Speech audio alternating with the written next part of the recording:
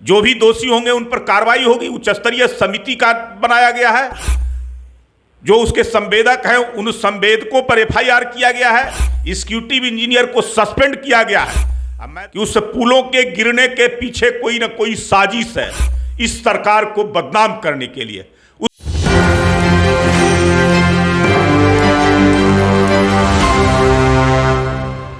नमस्कार, मैं नंदन, आप देख रहे हैं एक न्यूज़ 24। सबसे पहले बता देते हैं कि देखिए हमारे साथ जुड़े हुए हैं भाजपा के ही पूर्व विधायक और अभी वर्तमान में प्रवक्ता प्रेम रंजन पटेल जी। स्वागत है हमारे चैनल में। नमस्कार।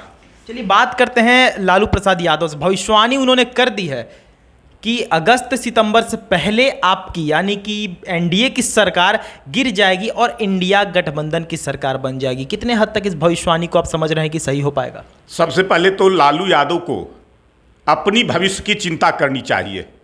वो तो सजा याफ्ता हैं, बेल पर बाहर आए हुए हैं, तो कब फिर जेल जाना पड़ेगा इस भविष्य की चिंता वो करें। वो एनडीए सरकार के भविष्य की भविष्यवाणी बता रहे हैं।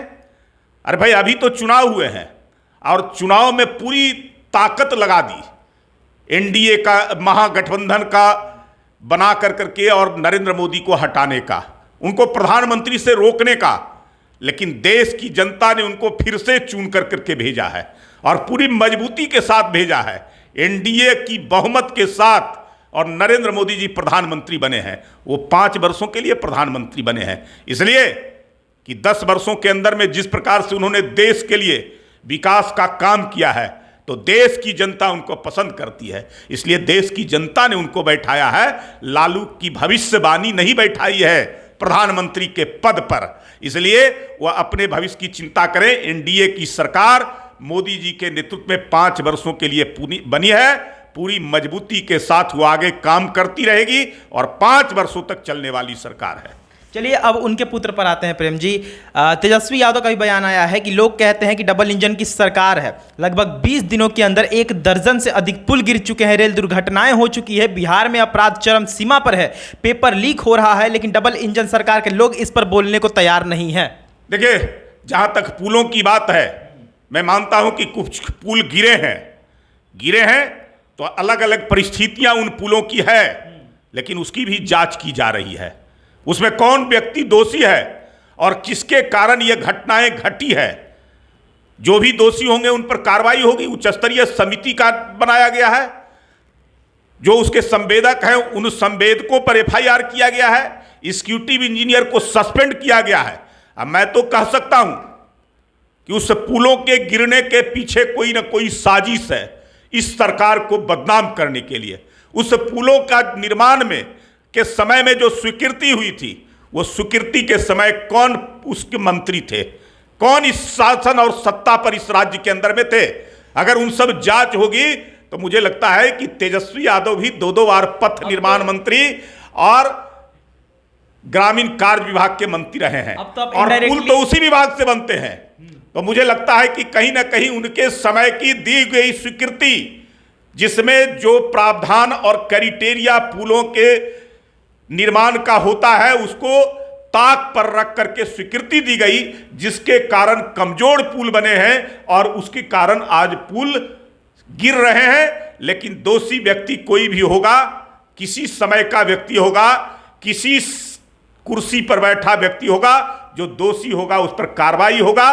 कोई बच नहीं सकता है इस सरकार के अंदर में। हमारी सरकार की भ्रष्टाचार के खिलाफ जीरो टॉलरेंस की नीति है, उसको हर हालत में पालन किया जाएगा। जहां तक आप नीट की बात कर रहे हैं, नीट की जो भी बिचौलिया है या जो भी उसके सिंडिकेट हैं, इन सब घटनाओं को अंजाम देने वाले, जो हमारे भारत के देश के बच्चों के भविष्य के साथ खिलवाड़ कर रहे हैं, उनके जांच हो रही है और जांच में दोषी व्यक्तियों पर कार्रवाई, कई लोग गिरफ्तार हुए हैं, उसके तह तक पहुंचा जा रहा है। सीबीआई जांच कर रही है कौन व्यक्ति है जो पर्दे के पीछे से इन सब चीजों को अंजाम दे रहा था। उन सब के तक यह सरकार पहुंचने का काम करेगी और सख्त कार्रवाई करेगी, ताकि आगे इस देश के बच्चों के भविष्य के साथ कोई खिलवाड़ न कर सके।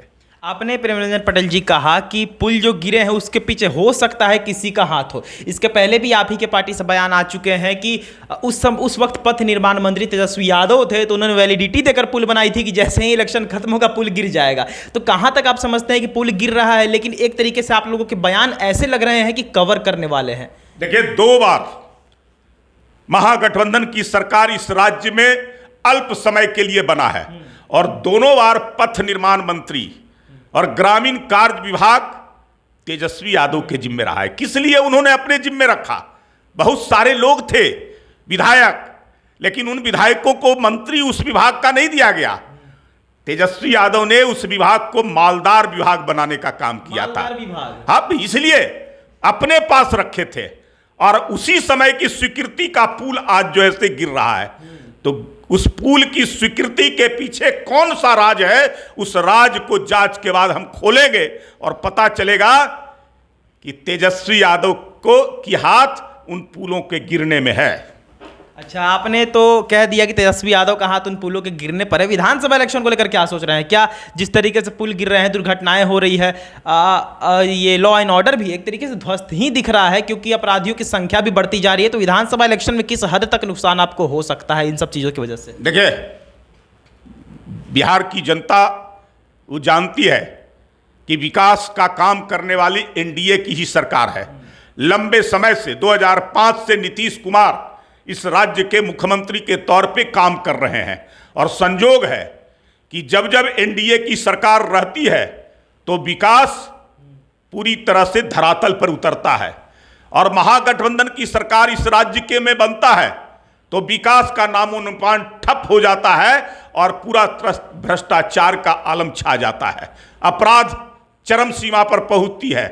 ये सरकार में कानून का राज है, भ्रष्टाचार कोई कर नहीं सकता है, अपराधी किसी अपराध को अंजाम देकर करके बच नहीं सकता है। इसलिए जनता को भरोसा और विश्वास एनडीए की सरकार पर है। जब भी चुनाव होंगे तो हम जो 2010 में सफलता प्राप्त किए थे नीतीश कुमार जी के नेतृत्व में, उससे भी बेहतर सफलता हम प्राप्त करेंगे। अभी भी लोकसभा का चुनाव हुआ है, पूरी ताकत लगा दिए, पूरा हमारे खिलाफ साजिश रचे, तरह तरह का अफवाहें फैलाए और बहुत सारी जो है से ऐसे चीज़ों को उन्होंने किया जिस पर जो है से जनता ने भरोसा नहीं किया, उनको नकार दिया। 176 सीटों पर विधानसभा का अगर मानेंगे तो हम चुनाव जीते हैं, लेकिन आने वाला जब विधानसभा का चुनाव होगा तो 225 सीटों पर एनडीए के प्रत्याशी जीत करके आएंगे और फिर से एनडीए की पूरी मजबूत सरकार इस राज्य के अंदर में बनेगी। धन्यवाद। देख सकते हैं हमारे साथ प्रेमरंजन पटेल जी जुड़े हुए थे, भाजपा कोटे से ही पूर्व विधायक रह चुके हैं और वर्तमान में प्रवक्ता हैं। खास हमने इनसे बातचीत की कि तेजस्वी यादव का जो बयान आया है कि जितने भी पुल गिर रहे हैं या फिर आपदाएं हो रही है उसकी जिम्मेवार पूरी की पूरी भाजपा ही है, एनडीए ही है। उस पर क्या प्रतिक्रिया रही इनकी आप देख सकते हैं। दूसरा, लालू प्रसाद यादव की जो भविष्यवाणी थी कि जल्द ही एनडीए की सरकार गिर जाएगी और इंडिया महागठबंधन की सरकार बनेगी, उस विषय पर भी क्या प्रेम जी की प्रतिक्रिया थी आप हमारे वीडियो में देख सकते हैं। तो ये थी आज की रिपोर्ट। बाकी असर तमाम खबरों के साथ बने रहो, देखते रहें News 24। मैं नंदन अपने सहयोगी के साथ। धन्यवाद।